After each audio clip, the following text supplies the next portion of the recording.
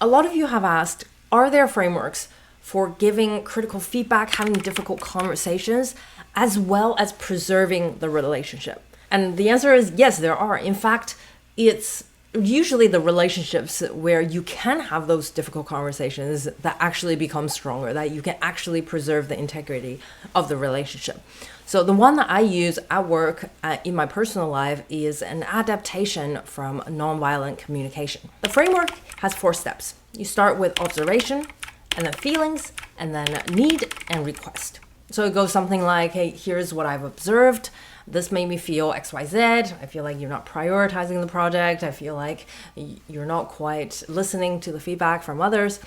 So the need is, when we hit our goal, we need to do XYZ. So the request is, can you make this change? This is a simple and powerful framework.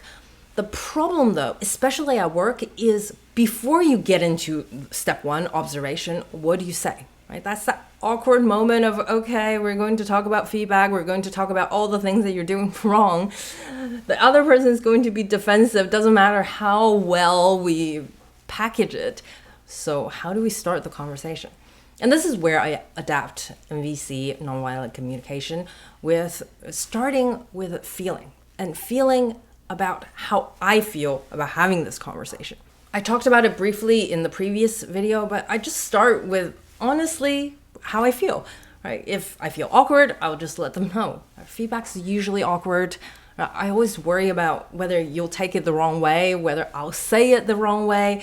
And having been on the receiving end of feedback, I always know there's a small part of me, it doesn't matter what the other person say, I get a little defensive. So I'm hoping we can have this conversation. I'll point out the things that I see, and I invite you, please come in and fill in the blanks so we can just have a conversation about this instead of making this really awkward and me telling you what's wrong, and you feeling like I'm not seeing all the things that you're doing. Is that okay? I think we've all had the moment where we're eager to grow. We want to improve on the problems that we know we have, and it still hurts when someone points it out. So when you're on the feedback giving end, just by letting the other person know, hey, I'm also worried that I might say something wrong. I know it's uncomfortable, so let's start there.